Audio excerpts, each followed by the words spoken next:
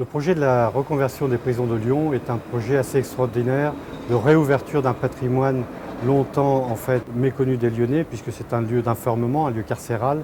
qui tout d'un coup va se réouvrir sur la ville. Et c'est un projet qu'on a baptisé la ville grande ouverte,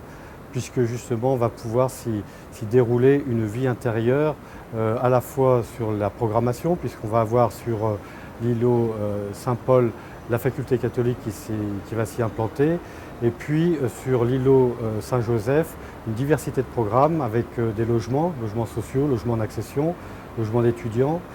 ensuite des bureaux, et puis un centre de réflexion sur l'économie sociale et solidaire. Donc c'est un lieu qui sera très vivant et qui tout d'un coup va s'ouvrir sur Lyon, les murs vont tomber. Donc aujourd'hui, le projet se présente justement sur cette ouverture par une traversée de l'îlot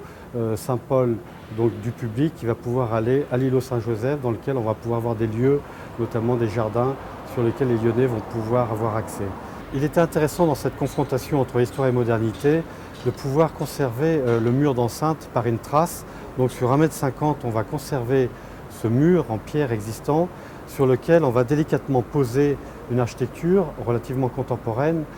donc constituée soit des facultés catholiques, soit des logements, et qui vont faire cette dualité entre histoire et modernité, en prenant grand soin vraiment de travailler en finesse cette dualité. De même qu'à l'intérieur, l'architecture, quand on va rentrer à l'intérieur, on va découvrir toute cette architecture préservée du plan panoptique de Baltard,